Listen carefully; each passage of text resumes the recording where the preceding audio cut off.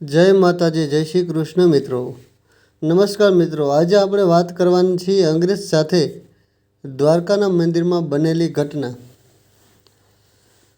ભારતની પવિત્ર ધરતી પર સદીઓથી એક અનોખી પરંપરા જીવંત છે. અહીં પથ્થરમાં પણ પરમાત્મા વસે છે અને માનવી હૃદયથી માથું નમાવી દે છે. પરંતુ આ સત્યને સમજનાર દરેક નથી હોતો. એ જ સમયમાં એક વિદેશી ધરતી પરથી આવેલો અંગ્રેજ પ્રવાસી ભારત ફરવા માટે આવ્યો હતો. ઊંચો કદાવર દેહ, ચમકતા કપડાં, હાથમાં મોંઘી ઘડિયાળ અને આંખોમાં અહંકાર, જાણે આખી દુનિયાને પોતાની બુદ્ધિથી માપી શકે એવો આત્મવિશ્વાસ તેની ચાલમાં દેખાતી હતો. તે ભારતના એક શહેરથી બીજા શહેર સુધી ફરતો રહ્યો. ઐતિહાસિક સ્થળો જોયા, રાજમહેલો નિહાળ્યા, પરંતુ જ્યાં જ્યાં ભગવાનના મંદિરો દેખાય ત્યાં ત્યાં તેની અંદર છુપાયેલો અહંકાર બહાર આવી ગયો. તેને મંદિરમાં આવતા લોકો જોઈને આશ્ચર્ય થયું. કોઈ આંખોમાં આંસુ લઈને ભગવાન સામે હાથ જોડીને ઊભો હતો, તો કોઈ શાંતિથી મંત્રનો જાપ કરતો હતો, કોઈ ફૂલ ચડાવતો હતો, કોઈ પ્રસાદ ધરાવતો હતો. આ બધું જોઈને એ અંગ્રેજના હોઠ પર ઉપહાસ ભરી સ્મિત આવી જતી. તે મનમાં વિચારતો કે આ લોકો કેટલા અજ્ઞાની છે. પથ્થરને ભગવાન માનીને પોતાનો સમય બગાડી રહ્યા છે. અને ઘણી વખત તો તે મંદિરમાં ઊભા રહીને ઊંચા અવાજે હસવા લાગતો, લોકોની શ્રદ્ધાને મજાક ઉડાડતો અને ભગવાનના અસ્તિત્વ પર પ્રશ્નચિહ્ન મૂકી દેતો. ઘણા લોકો તેને સમજાવવાનો પ્રયાસ કરતા, કોઈ અવગણના કરીને આગળ વધી જતા, તો કોઈ વાત સાંભળી દુઃખી થઈ જતું. પરંતુ એ અંગ્રેજના મનમાં એક જ ભાવ હતો, પોતે જ સાચો અને બાકી આખી દુનિયા ખોટી છે.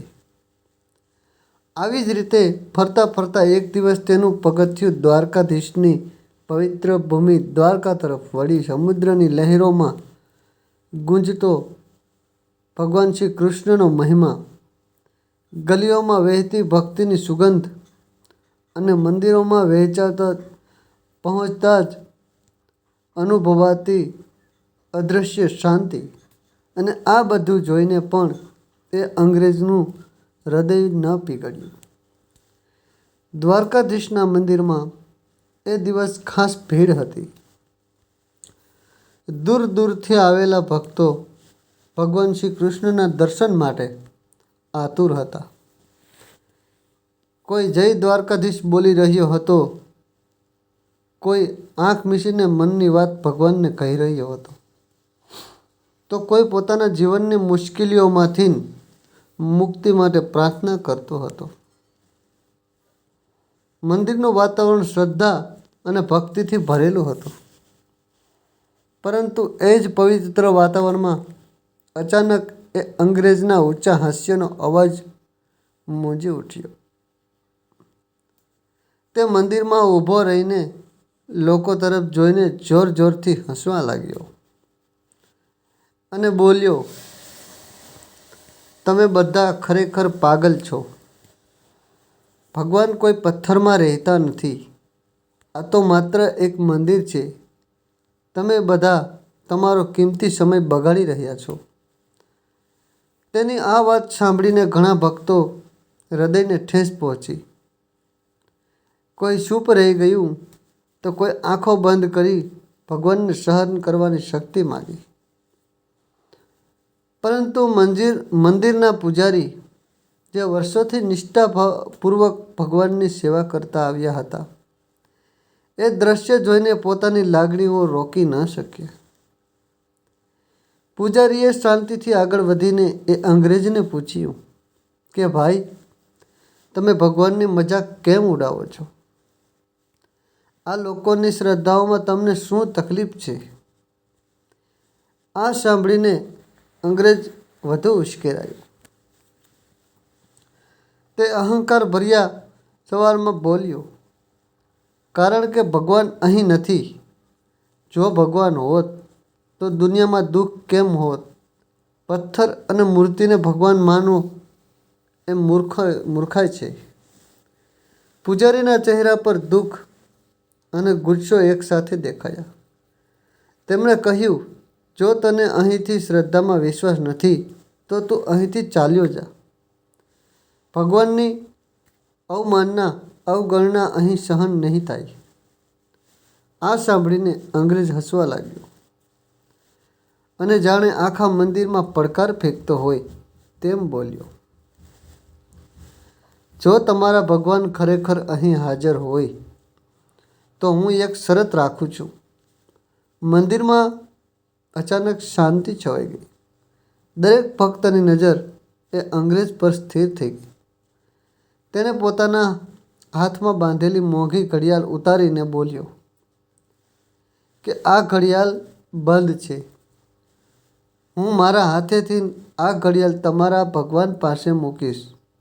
જો આ ઘડિયાળ ફરી ચાલવા લાગી તો હું માનું કે ભગવાન અહીં છે, અને જો ન ચાલે તો તમે સ્વીકારી લેજો કે આ બધું ખોટું છે. આ શબ્દ સાંભળીને પૂજારી થોડાક ક્ષણો માટે મૌન થઈ ગયા. મંદિરમાં હાજર દરેક વ્યક્તિના હૃદયમાં એક અદૃશ્ય ધડકણ વધી ગઈ. ભગવાનની પરીક્ષા શ્રદ્ધા સામે અહંકારની સીધી ટક્કર. થોડા પળો પછી પૂજારીએ ભગવાન તરફ નજર કરી. જાણે અંદરથી શક્તિ મેળવી રહ્યો હોય એમ તેમણે ધીમે હાથે આગળ વધ્યા અને એ બંધ ઘડિયાળ લઈ મંદિરમાં ભગવાન શ્રી કૃષ્ણની મૂર્તિ પાસે મૂકવા માટે આગળ વધ્યા. મંદિરમાં એ ક્ષણ એવી હતી કે જાણે સમય પોતે થંભી ગયો હોય. ભગવાન દ્વારકાધીશ ભવ્ય મૂર્તિ સામે પૂજારી ધીમે ધીમે આગળ વધી રહ્યા હતા અને તેમના હાથમાં રહેલી એ બંધ ઘડિયાળ મંદિરના દીપકના પ્રકાશમાં ઝીણી રીતે ઝળહળી રહી હતી. ભક્તોની આંખો ઘડિયાળ પર જ મંડાયેલી હતી. કોઈના હોઠમાંથી શબ્દ નીકળતો ન હતો. કોઈ શ્વાસ લેવાનું પણ ભૂલી ગયું હતું. અંગ્રેજ પોતાની છાતી ફૂલાવીને ઊભો હતો. તેના ચહેરા પર અહંકાર ભર્યો આત્મવિશ્વાસ સ્પષ્ટ દેખાતું હતું. જાણે તે પહેલેથી જીતનો આનંદ માણી રહ્યો હોય. પૂજારીએ ઘડિયાળ ભગવાન શ્રી કૃષ્ણની મૂર્તિ પાસે ધીમેથી મૂકી. મંદિરના ઘંટનો નાદ ધીમે ધીમે શાંત થયો. સમુદ્રની લહેરો બહાર ગર્જના કરતી હતી, પણ અંદર મંદિરની અંદર અદ્ભુત શાંતિ છવાઈ ગઈ હતી. 1 સેકન્ડ, 2 સેકન્ડ, એમ 3 સેકન્ડ કંઈ બન્યું નહીં. અંગ્રેજના હોઠ પર વ્યંગસભર સ્મિત આવી ગયું. તે મનમાં ને મનમાં વિચારી રહ્યો હતો કે હવે બધા ભક્તોની આંખો ખુલશે અને તેઓ સમજશે કે ભગવાન માત્ર કલ્પનામાં જ છે. પણ એ ક્ષણે અચાનક એક નાજુક અવાજ સંભળાયો, ટ્રેક ટ્રેક ટ્રેક. શરૂઆતમાં કોઈને વિશ્વાસ ન આવ્યો. કેટલાક ભક્તોએ એકબીજાની સામે જોયું, જાણે પૂછતા હોય કે શું તને પણ સંભળાય છે? અને પછી એ અવાજ વધુ સ્પષ્ટ થયો. ભગવાનની મૂર્તિ પાસે મુકાયેલી ઘડિયાળ સોય ધીમે ધીમે હલવા લાગી. બંધ ઘડિયાળ જે થોડા સમય પહેલાં સુધી મરણ જેવી શાંત હતી એ હવે જીવંત થઈ ગઈ હતી. મંદિરની અંદર અચાનક એક ઉલ્લાસભર્યું કંપન ફેલાઈ ગયું. પૂજારીની આંખોમાં આંસુ આવી ગયા. તેમણે ભગવાન તરફ હાથ જોડી લીધા. ભક્તોના મોઢામાંથી અચાનક એક સાથે અવાજ ફૂટ્યો, જય દ્વારકાધીશ, જય શ્રી કૃષ્ણ. કેટલાક લોકો જમીન પર નમી ગયા. કોઈની આંખોમાં આનંદના આંસુ વહેવા લાગ્યા. આ માત્ર એક ઘડિયાળ ચાલવાની ઘટના નહોતી. આ શ્રદ્ધાની જીત હતી. અહંકાર સામે વિશ્વાસની વિજય ઘોષણા હતી. પણ આ દ્રશ્ય જે માણસ માટે સૌથી મોટો ઝટકો હતો, એ અંગ્રેજ. તેની આંખો ફાટી ગઈ હતી. જે ઘડિયાળને તે પોતાના હાથેથી ઉતારીને ભગવાન સામે પડકાર રૂપે મૂકી આવ્યો હતો, એ હવે તેની સામે જીવંત પુરાવા જેવી બનીને ચાલતી હતી. તેના ચહેરાનો રંગ પળોમાં બદલાઈ ગયો. અહંકારનું સ્મિત ગાયબ થઈ ગયું અને તેની જગ્યાએ ડર, અસંભો અને અવિશ્વાસ એકસાથે છવાઈ ગયા. આ શક્ય નથી, તે ધીમેથી બોલ્યો, જાણે પોતાને સમજવાનો પ્રયાસ કરતો હતો.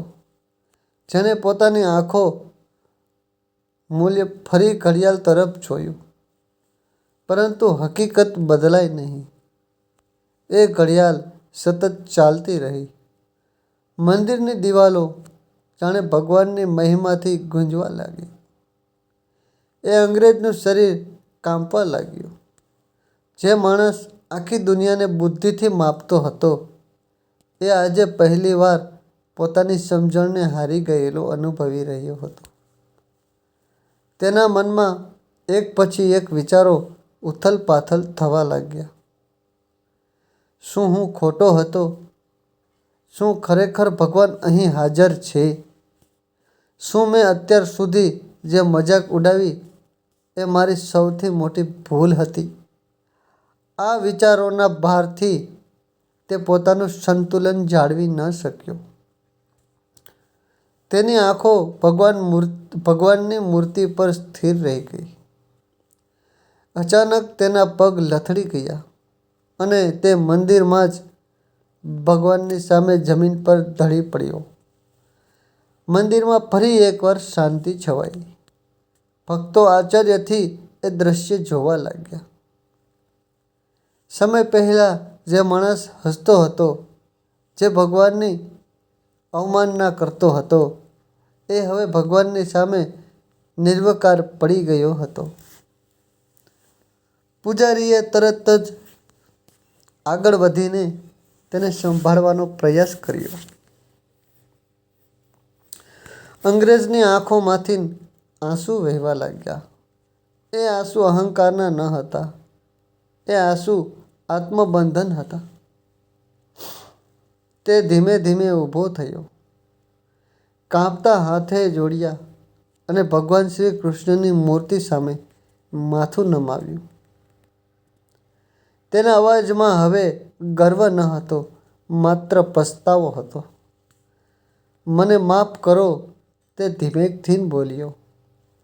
હું ખોટો હતો. મને ખબર નહોતી કે શ્રદ્ધાની શક્તિ શું હોય છે.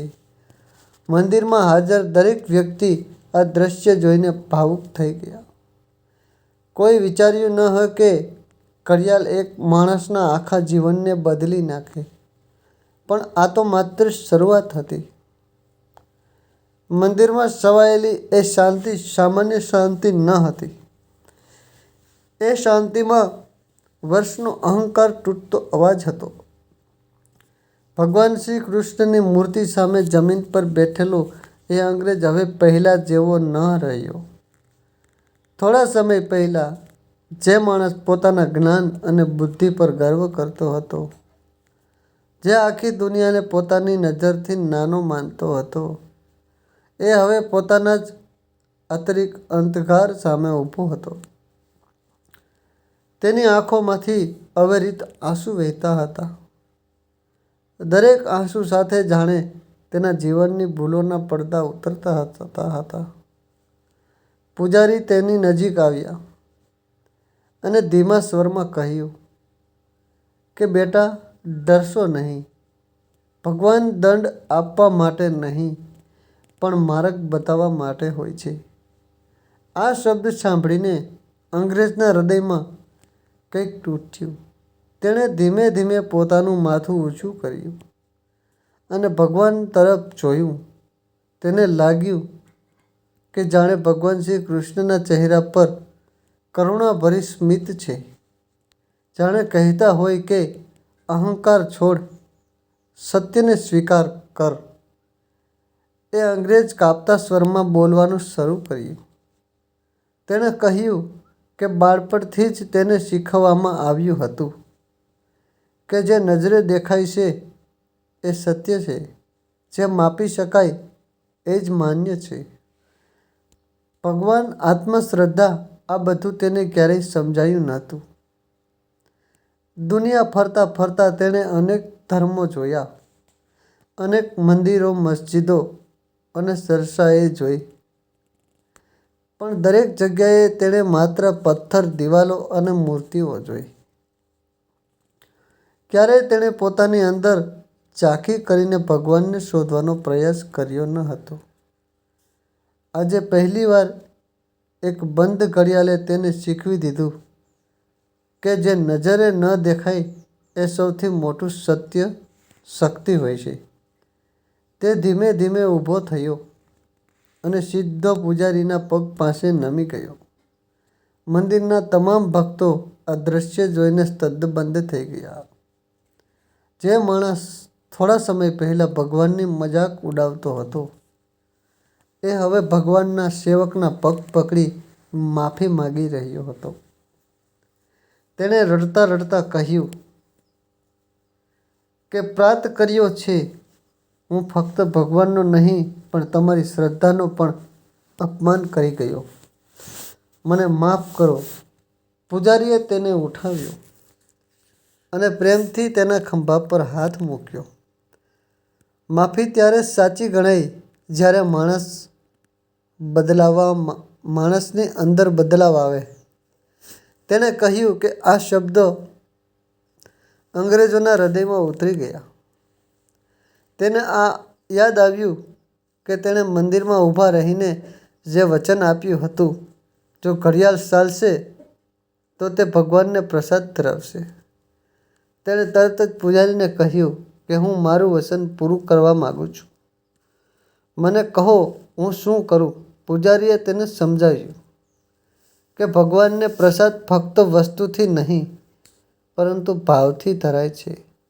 છતાં પણ અંગ્રેજે પોતાની ભૂલનું પ્રાયશ્ચિત કરવા માટે મંદિરના ભંડારામાં દાન આપ્યું. ગરીબ ભક્તોને ભોજન કરાવવાનો સંકલ્પ લીધો અને ભગવાનને શુદ્ધ ભાવથી ફળ અને મીઠાઈનો પ્રસાદ ધરાવ્યો. જ્યારે તેણે ભગવાન સામે હાથ જોડી પ્રાર્થના કરી, ત્યારે તેની આંખોમાં અહંકારનો લવલેશ પણ ન હતો. ત્યાં માત્ર શાંતિ, સમર્પણ અને કૃતજ્ઞતા હતી. મંદિરમાં ફરી એકવાર જય દ્વારકાધીશના નાદ ગુંજી ઉઠ્યા. ભક્તોના ચહેરા પર આનંદ અને સંતોષ દેખાતો હતો. દરેકને લાગ્યું કે આજે મંદિર માત્ર એક ચમત્કારનું સાક્ષી નથી બન્યું, પરંતુ એક આત્માનું જન્મ થયું છે. એ અંગ્રેજ હવે ભક્તોની સાથે જમીન પર બેસી ગયો હતો. જે માણસ ક્યારેય ભગવાન સામે નમ્યો ન હતો, એ આજે હૃદયથી નમતો હતો. પરંતુ આ પરિવર્તન અહીં અટકવાનું નહોતું. મંદિર છોડ્યા પછી એ અંગ્રેજના મનમાં સતત એક જ પ્રશ્ન ગુંજતો રહ્યો કે હવે હું જે સત્ય જાણું છું એ સાથે હું શું કરું? તેને સમજાઈ ગયું હતું કે ભગવાનને માનવું એ ક્ષણનો નિર્ણય નથી, એ તો આખા જીવનનો માર્ગ છે. અને માર્ગ પર આગળ વધવા માટે તેને પોતાનું જીવન બદલી નાખવું પડશે. મંદિરમાં થયેલી ઘટના પછી એ અંગ્રેજ બહાર નીકળ્યો, પણ હવે તેનું મન મંદિરમાં જ રહી ગયું. દ્વારકાની ગલીઓમાં ચાલતો એ માણસ પહેલાં જેવો આત્મવિશ્વાસી પ્રવાસી ન હતો. તેના પગ ધીમા હતા, નજર ઝૂકેલી હતી અને મનમાં એક અદૃશ્ય ભાર હતો. સમુદ્રની લહેરો જાણે તેને કંઈક કહેવા માગતી હોય તેમ સતત કિનારે અથડાતી હતી અને દરેક લહેર સાથે તેના મનમાં એક જ પ્રશ્ન ઉઠતો રહ્યો. જે સત્ય મેં આજે જોયું, શું એ હું આખી જિંદગી અવગણતો રહેતો? તે હોટલના રૂમમાં પાછો આવ્યો, પણ રાતભર તેની આંખોમાં ઊંઘ ન હતી. આંખ બંધ કરે એટલે મંદિરમાં ચાલી રહેલી ઘડિયાળનો અવાજ સંભળાય. ભગવાન શ્રી કૃષ્ણની મૂર્તિ નજર સામે આવી જાય અને પોતાનો અહંકાર તેને ઢકતો રહે. તેને યાદ આવ્યું કે કેટલાય મંદિરોમાં તેણે લોકોની શ્રદ્ધાની મજાક ઉડાવી. તો મિત્રો, ચેનલને જરાક સબસ્ક્રાઈબ તો કરી દેજો. કેટલાય ભક્તોના હૃદયને દુઃખ પહોંચાડ્યું હતું. આજે પહેલી વાર તેને સમજાયું કે શ્રદ્ધા કોઈ નબળાઈ નથી, પરંતુ એ તો માનવીને અંદરથી મજબૂત બનાવવાની શક્તિ છે. સવારે સૂર્યોદય સાથે જ એ અંગ્રેજ ફરી એકવાર દ્વારકાધીશના મંદિરમાં પહોંચ્યો. આ વખતે તે પ્રવાસી તરીકે નહીં, પરંતુ શિષ્ય તરીકે આવ્યો હતો. ન તો તેના ચહેરા પર અહંકાર હતો, ન તો આંખોમાં શંકા. તેણે શાંતિથી મંદિરની બહાર પોતાના જૂતા પહેર્યા ઉતાર્યા, હાથ જોડ્યા અને ધીમે પગલે અંદર પ્રવેશ કર્યો. ભક્તોએ જેને ઓળખી લીધો, પણ આજે કોઈના ચહેરા પર ગુસ્સો ન હતો. સૌના ચહેરા પર આશ્ચર્ય અને સંતોષ હતો.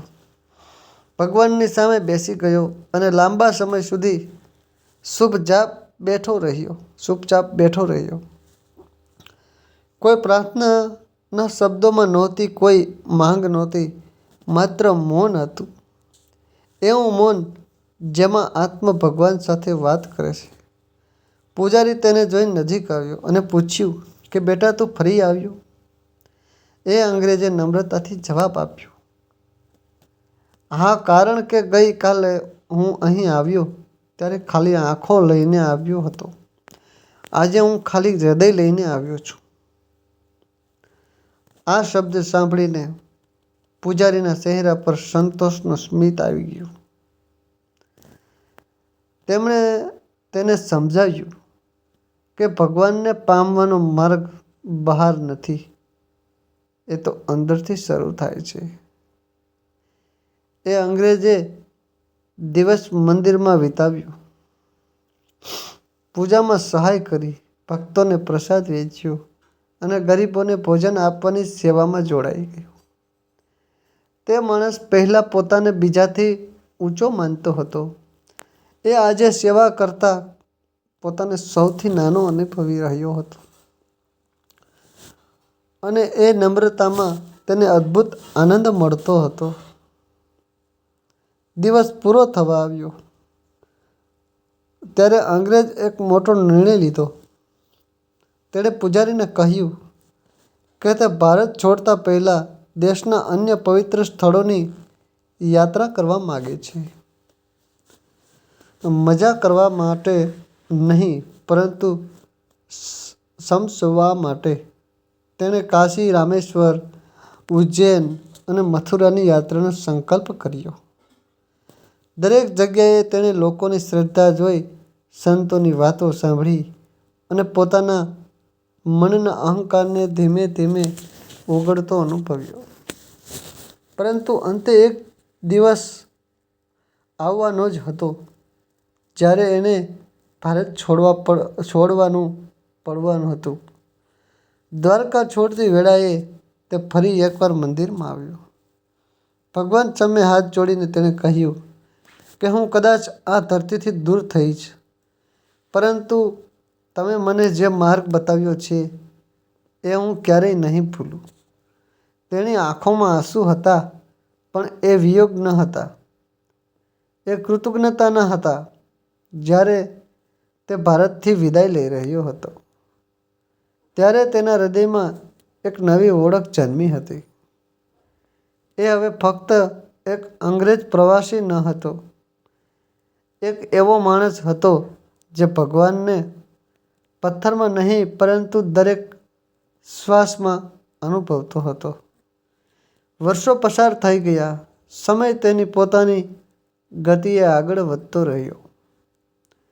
પરંતુ દ્વારકાધીશના મંદિરમાં જે ક્ષણે એ બંધ ઘડિયાળ ફરી ચાલતી થઈ હતી, એક ક્ષણ સમયની ગતિથી પણ થઈ.